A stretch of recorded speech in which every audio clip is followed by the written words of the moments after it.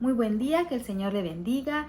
En este video vamos a ver los últimos capítulos del segundo libro de Reyes, que son el capítulo 24 y 25, que nos hablan ya específicamente de la caída del reino del sur, del reino de Judá, quienes fueron llevados cautivos por los babilonios. Comienza diciendo en el capítulo 24: En su tiempo subió en campaña Nabucodonosor, rey de Babilonia. Joacim vino a ser su siervo por 3 años, pero luego volvió y se rebeló contra él. Pero Jehová envió contra Joacim tropas de caldeos, tropas de sirios, tropas de moabitas y tropas de amonitas, los cuales envió contra Judá para que la destruyesen, conforme a la palabra que Jehová había hablado por sus siervos los profetas. Los demás hechos de Joacim y todo lo que hizo está escrito en el libro de las crónicas de los reyes de Judá. Y durmió Joacim con sus padres y reinó en su lugar Joaquim su hijo. Aquí vemos un primer intento, por así decirlo, de que el rey de Babilonia quería llevarse cautivos a los habitantes del reino del sur. Bueno, aquí solo me voy a detener a explicar algo que nos va a servir cuando lleguemos al libro de Daniel. Yo sé que todavía faltan varios libros para que lleguemos al libro de Daniel, pero no puedo evitar comentarles esto. Solo quiero leer rápidamente. Vamos a buscar en el libro de Daniel, porque durante el reinado de este rey llamado Joacim es cuando el profeta Daniel fue llevado en cautividad por el rey de Babilonia.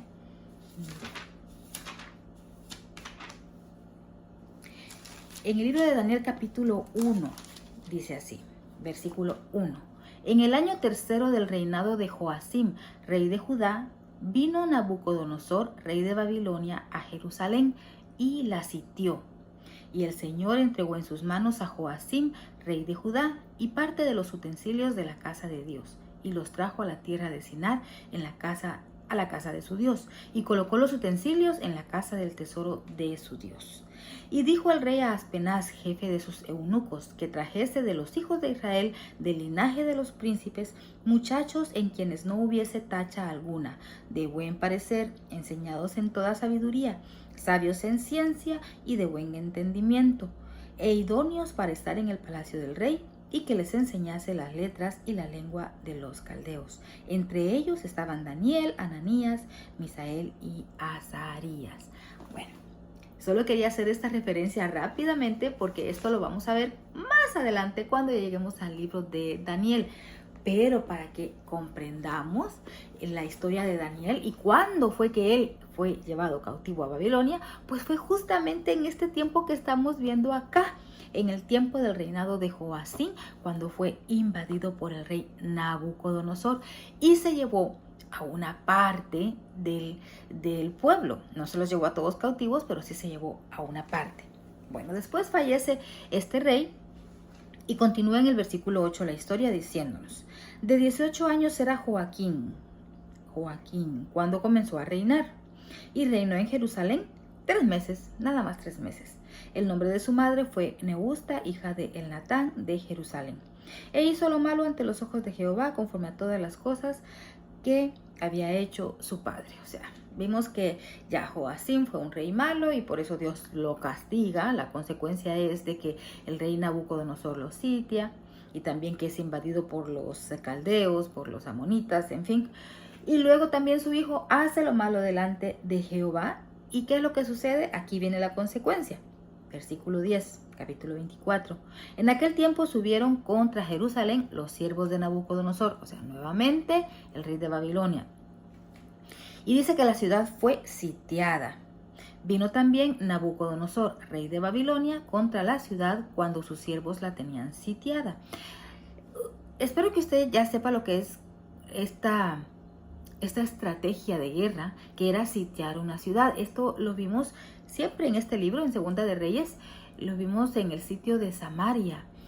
Cuando la ciudad fue sitiada, esta historia la vimos con el profeta Eliseo, Y lo que yo explicaba en ese momento y le explico rápidamente ahora es que esta estrategia militar consistía en que cuando un reino, un imperio quería conquistar otra ciudad, lo que hacía era que la rodeaba, mandaba su ejército y rodeaba completamente la ciudad y no le permitía ni que saliera nadie ni que entrara nadie. Entonces esto evitaba en primer lugar el comercio. No había alimento, no podían salir a sembrar, el agua se acababa porque por lo general los pozos y las fuentes de agua estaban fuera de la ciudad, los cultivos estaban en las afueras de la ciudad, entonces no podían hacer sus actividades normales hasta que llegaba el momento en que se les acababan las provisiones de alimentos y empezaban a padecer de hambre. Y ahí era entonces cuando se rendían. Era una estrategia militar y no había muertos porque no había una guerra, no mataban soldados, pero si el rey no se entregaba, su pueblo iba a morir de hambre. Aunque esta estrategia tardaba más tiempo que una guerra, porque podían pasar años incluso en que una ciudad estuviera así rodeada, hasta que se entregara, hasta que se le acabaran todos los suministros, pero era una de las estrategias que se utilizaban anteriormente, o sea, en la antigüedad, sobre todo en las ciudades porque eran amuralladas, entonces era una buena estrategia porque al estar rodeados ellos sencillamente no podían subsistir por mucho tiempo. Entonces, aquí menciona que el rey de Babilonia hace un sitio de la ciudad de Judá en el versículo 12. Entonces salió Joaquim, rey de Judá, al rey de Babilonia, él y su madre, sus siervos, sus príncipes y sus oficiales, y lo prendió el rey de Babilonia en el 8º año de su reinado. Y sacó de allí todos los tesoros de la casa de Jehová y los tesoros de la casa real, y rompió en pedazos todos los utensilios de oro que había hecho Salomón, rey de Israel, en la casa de Jehová, como Jehová había dicho. Y llevó en cautiverio a toda Jerusalén, a todos los príncipes, a todos los hombres valientes, hasta 10,000 cautivos, y a todos los artesanos y herreros. No quedó nadie, excepto los pobres del pueblo de la tierra. Aquí vemos que nuevamente el rey de Babilonia se lleva cautivo a su rey, a su familia y a los artesanos, menciona acá, a los herreros, es decir, a la gente de un estatus más bajo, más pobre, la dejó en la ciudad y solamente se llevó a los principales. Recordemos el caso de Daniel. Daniel era un muchacho muy sabio, entonces eso sucedió aquí nuevamente. El rey se llevó solamente a los principales. ¿Y por qué menciona que se llevó a los artesanos, a los herreros? Porque en aquel tiempo las personas que tenían habilidades manuales eran muy valiosas. Y a los herreros, por supuesto, porque eran los que construían las armas para la guerra. Entonces, menciona acá en el versículo 17, y el rey de Babilonia puso por rey en su lugar, en lugar de Joaquim, a Matanías, su tío, y le cambió el nombre por el de Sedequías. Una de las formas también de mantener sometido a un pueblo era cambiarle su identidad, cambiarle su cultura, incluso su nombre. Esto también lo vamos a ver cuando lleguemos al libro de Daniel, que lo primero que hacen es cambiarle el nombre. Y a todos los que llegaron cautivos les cambiaban el nombre y les ponían un nombre en su lengua, por así decirlo, en su idioma, y para que se le fueran olvidando de su nombre real y de su cultura. Aquí vemos que el rey, al llevarse cautivo al rey Joaquín, dice que se lo lleva con él, no lo mata, sino que se lo lleva cautivo a él, a su familia, a los principales, y en su lugar deja reinando sobre los pobres que quedaron allí, deja a su tío, que se llamaba Matanías. Pero ¿qué sucede? Que le cambia el nombre y le pone Sedequías. Esto lo hacía para que no se iba a llevar a todos esclavos, sino que los dejaba siempre ahí en su territorio y tenía dominio sobre ellos. Le pagaban impuestos, les servían, sacaban todas las riquezas que había en ese lugar. Esto lo podemos, tal vez para entender más fácil, también lo hizo el Imperio Romano. El Imperio Romano, cuando llegamos al Nuevo Testamento, tenía colonias. Ellos conquistaban territorios y lo que hacían es que ponían a un funcionario romano en ese lugar a dirigir. El pueblo seguía normalmente, solo que tenía que pagarle impuestos al Imperio Romano, que esto fue en los tiempos de Jesús. Lo mismo sucedía acá, o esta era la intención que tenía el rey de Babilonia: conquistar, en este caso, al reino de Judá, poner a un rey que él lo pudiera manipular o que estuviera bajo su control, que le pagaran impuestos, que sacaran toda su riqueza, su economía, su agronomía, todo, pero que siguieran siempre en su territorio, la gente pobre que se había quedado ahí trabajando, sus súbditos. Entonces, hasta este momento, todavía prácticamente aquí se quedan los habitantes de Judá. Se llevaron al rey, se llevaron a la realeza y a algunos principales, a los que artesanos, a la gente que tenía cierta sabiduría, ciertos conocimientos, que sabía de las artes, que sabía hacer herramientas, a los herreros, a los artesanos, etcétera. Pero el grueso de la población se quedó todavía aquí en Judá. Bueno, avanzamos en la lectura y ahora vamos a hablar del reino de Sedequías. De 21 años era Sedequías cuando comenzó a reinar y reinó en Jerusalén 11 años. El nombre de su madre fue Amutal, hija de Jeremías de Limna. E hizo lo malo ante los ojos de Jehová. Esto lo vimos que se repitió constantemente a lo largo de todo el libro de los reyes. Vino pues la ira de Jehová contra Jerusalén y Judá hasta que los echó de su presencia, y Sedequías se rebeló contra el rey de Babilonia. Se rebeló contra el rey de Babilonia, pero si no tenía el apoyo de Dios, pues definitivamente Dios no estaba con él, así que no le iba a servir de nada. Capítulo 25, ahora sí ya entramos directamente en la caída de Jerusalén, porque aquí sí es cuando ya todos sean llevados esclavos a otro lugar, se los llevan a Babilonia. Aconteció a los 9 años de su reinado, en el mes 10, a los 10 días del mes que Nabucodonosor, rey de Babilonia, vino con todo su ejército contra Jerusalén y la sitió nuevamente, y levantó torres contra ella alrededor, y estuvo la ciudad sitiada hasta el año 11 del rey Sedequías. O sea que, mire, casi estamos hablando de 2 años que la ciudad estuvo rodeada. Aguantaron 2 años, hasta que después, pues hubo hambre. Menciona aquí el versículo 3 del capítulo 25. A los 9 días del 4º mes prevaleció el hambre en la ciudad, hasta que no hubo pan para el pueblo de la tierra. Abierta ya una brecha en el muro de la ciudad, huyeron de noche todos los hombres de guerra por el camino de la puerta que estaba entre los 2 muros, junto a los huertos del rey, estando los caldeos alrededor de la ciudad. Y el rey se fue por el camino del Arabá. O sea, se fue huyendo con su ejército, pero de todas maneras aquí lo apresaron, dice el versículo 6. Preso pues el rey, lo trajeron al rey de Babilonia en Ribla, y pronunciaron contra él sentencia, degollaron a los hijos de Sedequías en presencia suya, y a Sedequías le sacaron los ojos, y atado con cadenas lo llevaron a Babilonia. O sea, aquí ya el rey había caído, lo habían llevado cautivo, le sacaron los ojos, mataron a sus hijos primero en presencia de él, algo muy trágico y muy triste, pero fue la consecuencia de haber desobedecido a Dios y de haber hecho lo malo ante Jehová.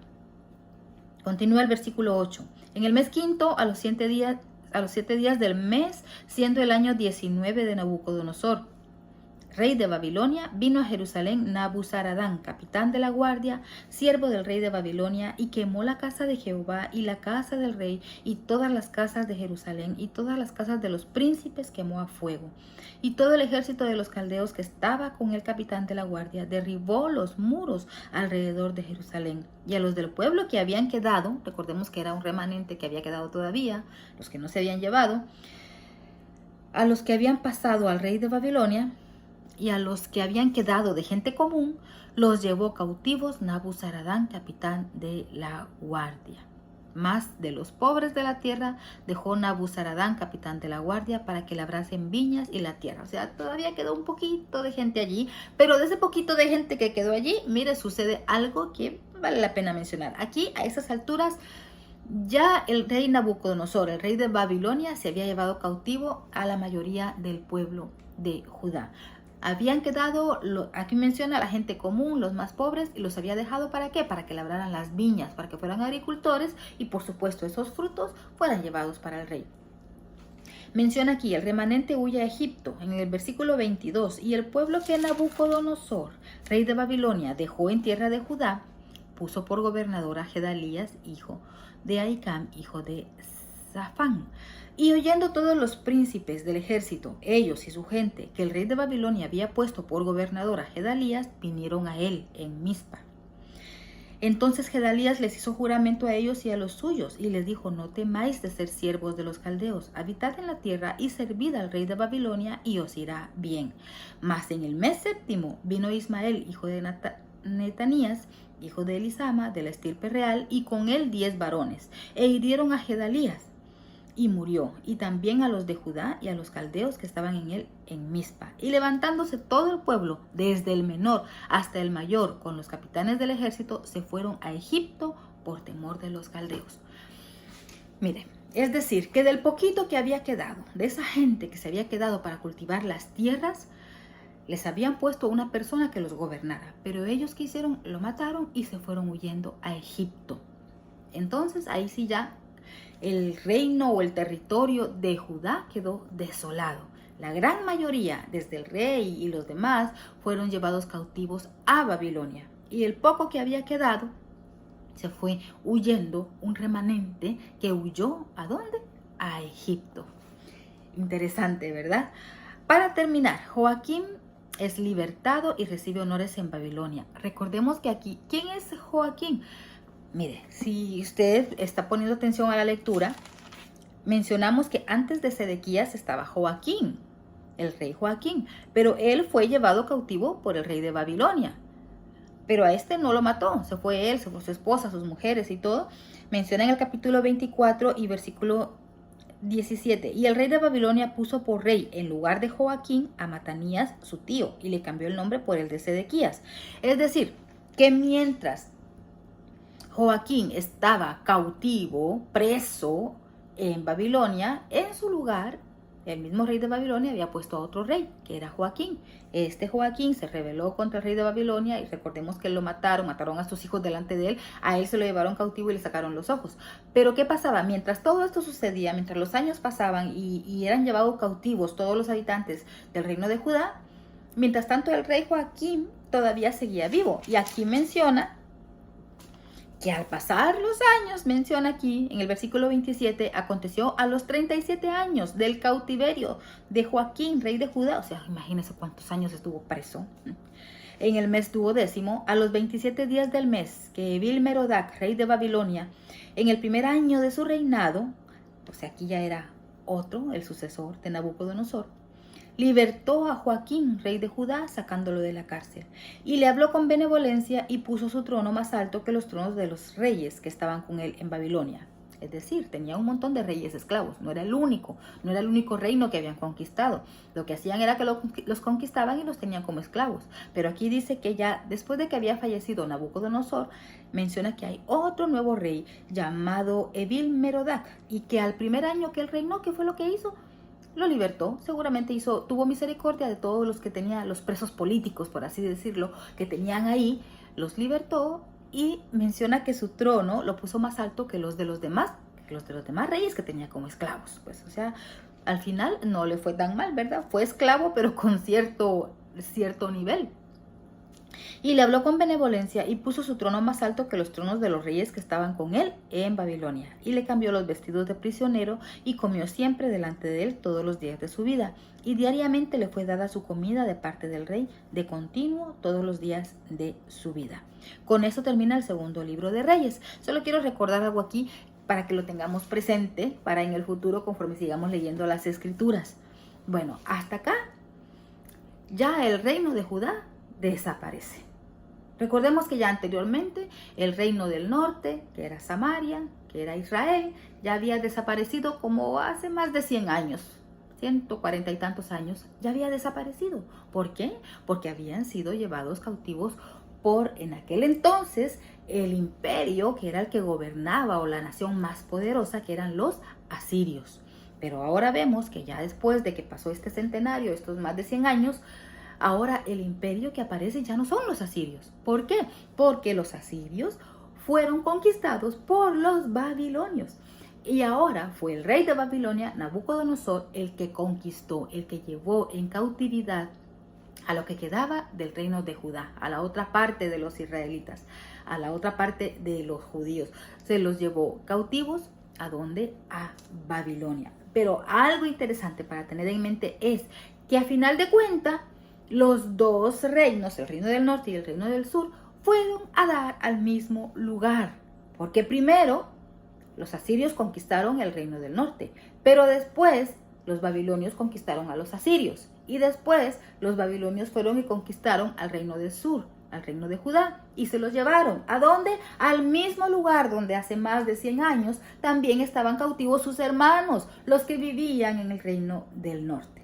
Otra cosa importantísima también acá es que vemos que ya todos los tesoros que habían en el reino, en el templo de Salomón, en el templo que Salomón había construido, todos los tesoros que habían ahí, todos los utensilios, también fueron llevados por los babilonios. Y esto nos va a servir también en una historia bastante conocida en el libro de Daniel, si no estoy mal, que es cuando aparece la escritura en la pared, que es cuando el rey de Babilonia, ya tiempo después, hace un banquete y manda a traer todos los utensilios que había en el templo que había construido Salomón. Y entonces es cuando aparece una sentencia ahí, una escritura en la pared. Así que estos datos que ahora los vemos solo como historia, pues son como piezas de un rompecabezas que a medida que vayamos leyendo la Biblia, pues vamos a ver que todas van encajando, cada una en el lugar que corresponde, y entonces vamos comprendiendo más de qué se trata la Biblia, de qué se trata esta historia, que no es solamente historia, sino que hay mucha enseñanza espiritual para nuestras vidas. Así que le animo a que sigamos leyendo la Biblia. Con esto terminamos la lectura de otro libro más, el segundo libro de los Reyes. Espero que me siga acompañando en este proyecto de vida, que es la lectura de la Biblia siempre. Nos vemos en el siguiente video, en el cual ya vamos a ver la introducción al primer libro de Crónicas. Que el Señor le bendiga y que tenga un excelente día.